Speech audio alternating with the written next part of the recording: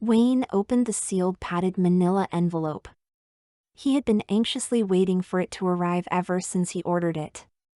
He forced open the glued flap instead of using a knife or letter opener to cut across the top. Inside in a white sealed cardboard box, no bigger than 3 by 2 by 2 was the device. It looked like a car door opener. The device itself was about an inch long, 3/4 of an inch wide, and 3/8 of an inch thick. It looked like a simple garage door opener with an oval button which lit a red light when pressed. It didn't have any other markings to indicate its function. It didn't need to. The device was a trade swapping machine. All that needed to be done was to see the person, or swap P, while pressing the button and thinking of what was to be traded between them. The swapper could say the trade he wanted to swap out loud, but that wasn't necessary. The person holding the device would know what had been swapped, but not the other person. The device could also swap trades between two people who weren't holding the device. Wayne had researched the trade-swapping device. He knew how it worked. Once activated, the device would swap any trait between two people. The person holding the device would know what trait was swapped. This is obvious as she was the person causing it to take place. The other person wouldn't know anything had changed. Also, reality would be transformed so no one else would know a trait occurred. All would seem as if it had always been that way. Wayne, a 16-year-old boy, as with any new toy, wanted to test the device out. At home was his mother, his 4-year-old sister, and his baby brother. As this was his first test with the device, he was going to go slow. Wayne decided that what he wanted to do was to see what it was like to become the little princess of the family. He thought it would be fun. But he didn't think it was prudent to point the device at his sister and think, "I want to sap her little princessness with me." We knew what that meant. The results from the trade-swapping device would be unpredictable. If he wanted his goal, he would have to swap one trait at a time until he obtained his goal. Wayne planned out what he would need to be treated like the little princess. Wayne didn't want to become the little princess, he simply wanted to be treated that way. That would be fun, everyone treating him like a little princess, especially being treated that way by his father. But knowing that he wasn't any of those things, as he is a grown boy. Once he had his fill, he would swap everything back and return to normal. Wayne decided a good place to start was place in the family. Maybe that would do it. If he had Lily's place in the family, that would make him the little princess in the eyes of everyone. Wayne took his device and walked to Lily's room. Her door was open and he could see her. Reciprocally, Lily could see him back. "Wanna play?" she asked. Wayne held the device behind his back so Lily couldn't see it. "Not right now," Wayne replied as he pressed the button and thought, "Place in the family." "Okay. Then what do you want?" "Nothing." Wayne didn't feel any different. He also didn't notice any changes in regard to Lily. Despite that, he knew that the device had worked. He needed to test it out. Wayne found his mother, who was busy doing laundry and the many other chores she did every day. "Mommy, I'm bored," Wayne whined. Something he would never say. He had long since stopped calling his mother Mommy. At his age, he knew how to entertain himself. But what would she say if he swapped places in the family with his little sister? "Oh, sweetheart, I'm sorry. I'm really busy right now. Can you find something to do on your own for a little bit?" Wayne's mother told him. Wayne continued, "But I don't know what to do, Mommy." Wayne tried to suppress a smile as he called his mother Mommy for the second time. Well, how about you play with your Xbox in your room? You can practice shooting hoops with your basketball."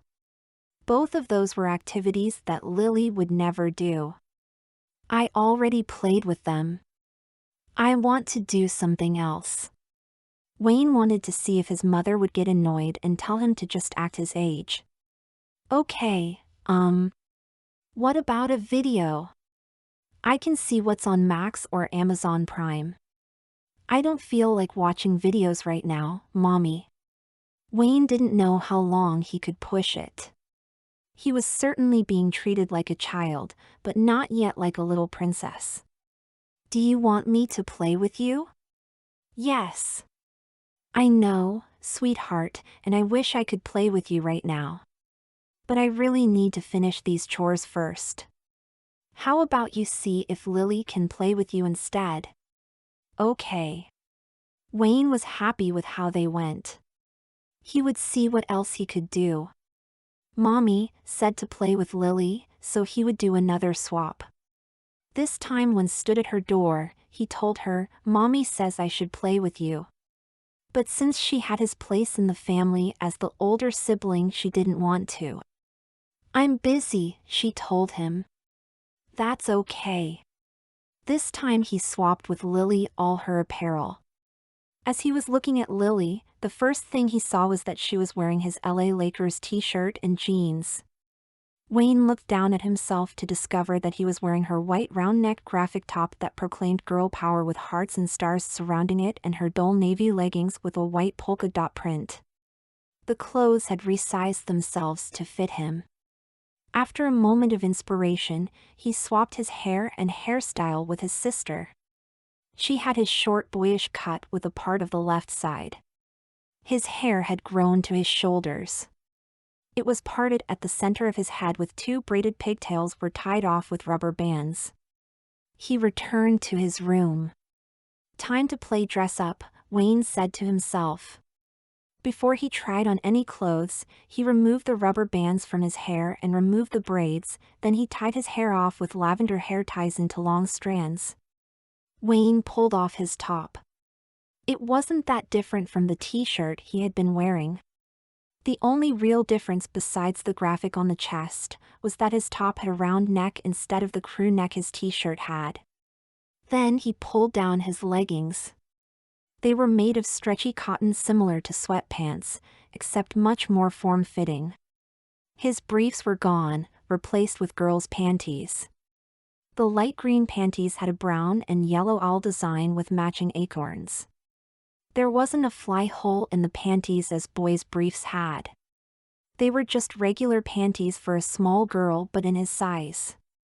Wayne's room looked the same as it always had, but he knew there would be something different in the closet.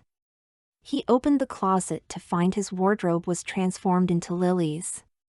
He had all her apparel, resized to fit his larger body. He looked through the garments, trying to decide what to wear. He picked out a dress and put it on. Then another. Then he found a white short-sleeved top with a princess surrounded by a gold stars design and puff sleeves. He paired that with a navy above-the-knee flared skirt with an elastic waist. He put both on. Finally, he decided his outfit wouldn't be complete without tights, white ones. He knew in exactly which drawer to find several pairs. He pulled them up his legs. He walked to his drawer and found a lavender crop top with a bunny on it and a pleated skirt. He threw off the apparel he had been wearing and put on this new outfit and smiled. He decided to see what his mommy thought of his new look. Wayne passed baby Tommy as he was looking for his mother. Tommy was 9 months old and toddling around in his baby walker. He was dressed in a romper with his pacifier hanging from a string around his neck. Tommy's legs might have been strong enough to walk on his own, but in the walker, he wouldn't be getting into too much trouble, and he certainly couldn't try to walk upstairs or reach for another on a shelf or a table. Mommy, I decided to play dress up. Look what I'm wearing. Wow, sweetie, you look so pretty. Did you pick that out all by yourself? Yep. I wanted to wear this top because it has my favorite princess on it, and this skirt because it twirls when I spin.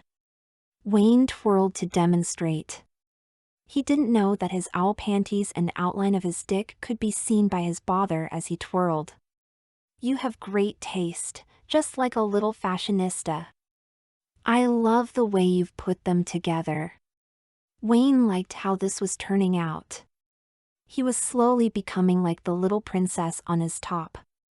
A few more swaps and he would be perfect. Wayne stopped by Lily's door again. Like my outfit? It's okay. Is that all you wanted to ask me? I guess so. Then go away. I'm busy. Before Wayne left, he swapped his education with Lily. When he went to school on Monday, if he didn't swap back, he would be in preschool. Wayne didn't feel any stupider. He didn't know what he had forgotten. He was old enough to tie his shoes and dress himself. That seemed enough for him. He could count but didn't know what odd and even meant. He knew colors and simple shapes, but he had never heard of a thing called a rhombus. This swap didn't seem to make too much of a difference to him. He saw no reason to test it. Actually, at his new stage of mental development, he didn't even care. Wayne, can you come down here? His mother called. He walked down the stairs. He passed his little brother again and then continued down to the basement. What? I finished doing the laundry. Can you fold them and put the clothes away? I've got to run some errands. Can I change first? Sure. Wayne ran upstairs to Libby's room. This time he swapped responsibilities with her. Mommy wants you, he told Lily. He continued onto his own room. Little princesses don't fold laundry, he thought. He wasn't even sure if he knew how to do it correctly. Let Lily do it. Wayne thought he finally achieved his goal of becoming a little princess. He decided to change his clothes again. Maybe he should wear a dress, instead of just a blouse and skirt. Even from his bedroom, Wayne could hear his mother lecturing Lily about the way she was handling the washed laundry. Lily was lackadaisical about how she did it. She had the maturity of a 4-year-old. Wayne tried on one outfit after another while attempting to ignore their fight. He felt sorry for Lily. It wasn't her fault that she was acting like a 4-year-old. That was her age despite being treated like a teenager. Wayne took his device and swapped his maturity with his sister. Then, with renewed enthusiasm, he ran to his room to dress up in his new apparel. Soon, Daddy would be home and he would find out what it felt like to be Daddy's little princess. Wayne lost track of time. Time didn't seem that important to him anymore. Lily, carrying a basket of his clean clothes, entered his room. She had just folded his blouses, jeans, skirts, dresses, leggings, panties, tights, and socks. She planned on using the basket as a step stool to reach into the taller drawers or hang the apparel in the closet. She was over 1.5 feet shorter than Wayne. Lily saw the discarded garments on the floor. You are going to hang these up, won't you? Wayne giggled, maybe. You had better. Hey, why did you keep coming to my room before and not saying anything? Lily demanded. Not being able to control himself, Wayne couldn't resist to look toward the trait swap device that was on a shelf. Lily followed his gaze and saw the device too. Wayne ran to the device and grabbed it. Lily dropped the basket and followed, but she got there a second or two after Wayne had it in his hands. Give me that, she ordered. Wayne didn't want to. He shook his head. I said, give that to me, with all the authority that she had swapped from Wayne. Wayne held out as long as he could. He couldn't resist her request. He handed it over. A trait swap device, she commented. She knew what it was. She had gained that knowledge when they swapped education. Did you swap anything with me? No, Wayne lied sheepishly. Lily examined herself. Then she looked Wayne over. He was partially dressed in a skirt without a top. He hadn't put one on yet. Lily didn't see anything wrong or different with herself or with Wayne. "Come with me, I think we should tell Mom what you have." "Don't tell Mommy," Wayne howled. Wayne didn't know that Mommy wasn't at home. She left and let Lily be in charge. Lily turned and walked briskly out of Wayne's room. Wayne followed her. "Don't tell Mommy." "Did you use this on me?" Lily asked again. "No." "Then there isn't any reason for you to worry." "Wait, did you use this on Mom?" "No, I didn't use it on anyone." On the ground floor, Tommy was still in his walker. "Did you use it on Tommy?" "No." "Are you sure?" "Yes." "I forgot Mommy isn't here. I'll tell her when she gets home." Lily calmly sat in the living room as if she was waiting for her mother to return. "Dee, don't tell Mommy," Wayne started to cry. "Are you sure you didn't use it on the baby?" "I have an idea to stop you from crying." Lily pressed the button. Wayne didn't know what had happened, but the pacifier that had been around Tommy's neck appeared on Wayne's. It belonged to him. Lily took the pacifier and placed it in Wayne's mouth. He spit it out and continued to cry. "No, what? If you didn't use it on me, you were planning to. Weren't you?" "No, I wasn't." "Then what were you going to do with it?" "Nothing. I promise."